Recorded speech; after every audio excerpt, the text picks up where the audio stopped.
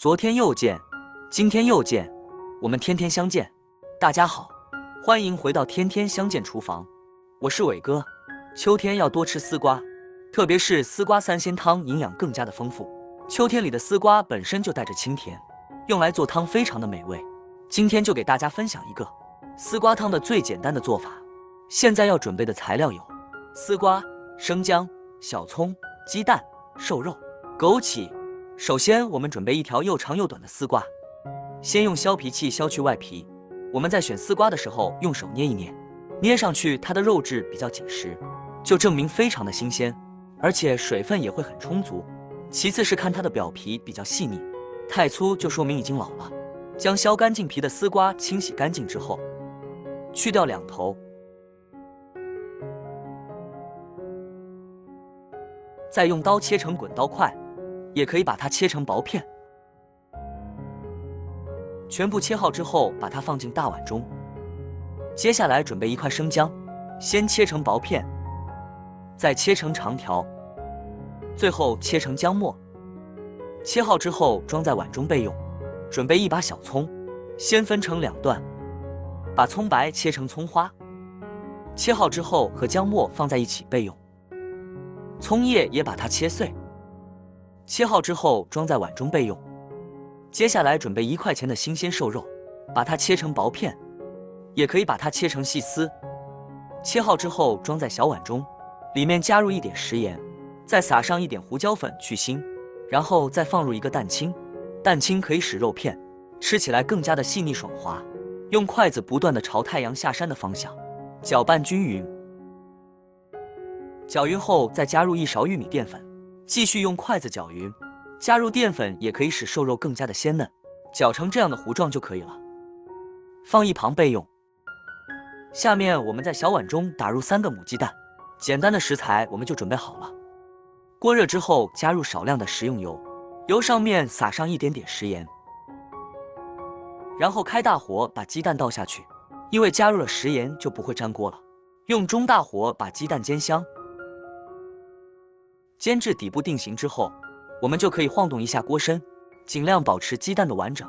喜欢吃香一点的可以把底部煎至金黄，然后再翻过来煎另一面。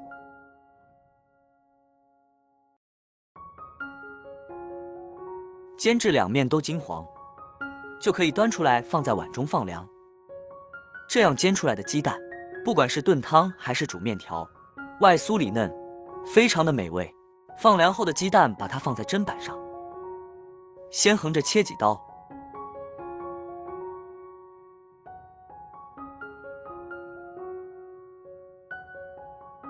再用斜刀切几刀，把它切成菱形。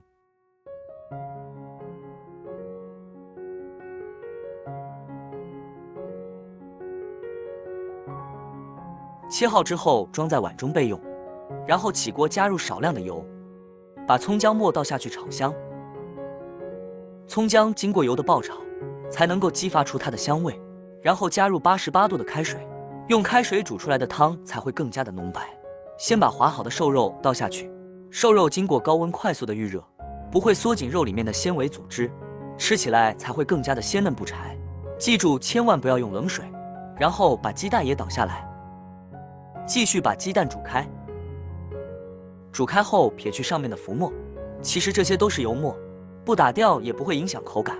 汤色变得浓白之后，把丝瓜倒进来，用勺子翻拌一下，让其受热均匀。这个时候一定不能开小火，要用大火快速的将其煮开。看一下，这个时候的汤也变得越来越白了，丝瓜的颜色也很翠绿，所有的营养成分都在汤里面。最后再加入少量的食盐，来一点白糖提鲜，最后撒上一点胡椒粉，其他的调料就不用放了。最后我们再放一点枸杞，撒上一点葱花，不吃辣椒的可以用枸杞代替，我用的也是枸杞，主要是为了点缀一下颜色，这样看起来更有食欲。一道色香味俱全的丝瓜三鲜汤就做好了。接下来我们把它舀在碗中，这样做的丝瓜汤既简单又鲜美，喜欢的朋友可以收藏起来试一试，一定不会让您失望。如果你喜欢这个视频，帮忙给我点个赞，并订阅我的频道，别忘了在下面留言，告诉我你有学会做这个家常菜了吗？下个视频中，我将会带来更多的家常菜。